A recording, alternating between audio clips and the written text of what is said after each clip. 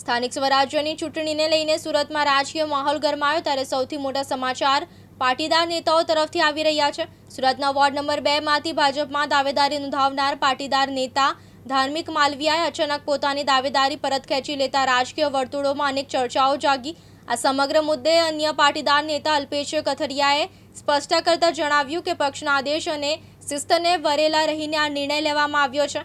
કથિરિયાએ ઉમેર્યું કે હું અને ધાર્મિક બંને સાથે મળીને ભાજપને જંગી મતોથી જીતાડવા માટેના પ્રયત્નો કરીશું। પાર્ટી આગામી સમયમાં અમને જે પણ મોટી જવાબદારી સોંપશે તે અમે નિષ્ઠાપૂર્વક નિભાવીશું। બીજી તરફ અલ્પેશ કથિરિયાની પત્ની કાવ્યા કથિરિયાને ટિકિટ મળી છે અને તેમને ફોન આવી ગયો છે। ધાર્મિક માલવિયાની પીછેહઠ બાદ હવે વોર્ડ નંબર 2 માં નવા સમીકરણો રચાયા। ભાજપ હવે આ બેઠક પર કયા મજબૂત ચહેરાને ઉતારે છે તેના પર સૌની મીટ મંડળાયેલી છે। પાર્ટીની જે ટિકિટની મેન્ડેટની સેસની પ્રક્રિયા વિશેમાં બંનેએ ભાગ લીધો।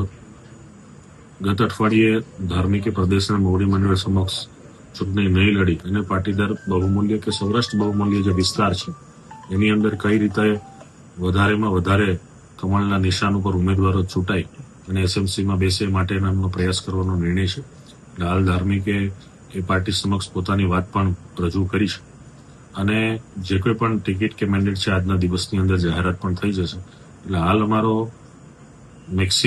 ટાર્ગેટ છે કે વધારેમાં વધારે લોકો સુધી જનસંપર્ક સુધી પહોંચીએ, બૂથ સુધી પહોંચીએ અને જે વિસ્તારની અંદર માત્ર ને માત્ર વિપક્ષ પોતાના મત લઈને વિપક્ષ તરીકે બેસે છે એક જ વિસ્તારને એક જ પ્રજાને ટાર્ગેટ કરીને ત્યારે આ વિસ્તારની અંદર વિકાસની સાથે લોકો રહી, કમળની સાથે લોકો રહી અને કઈ રીતે સત્તાને મહત્વ આપી અને વિસ્તારની અંદર વધારેમાં વધારે વિકાસના કામો થાય એ માટે લોકોએ પણ મનમેળ બનાવ્યો છે અને સાથે અમે પણ લોકોને મળી અને આ માટેની વાતો કરીશું।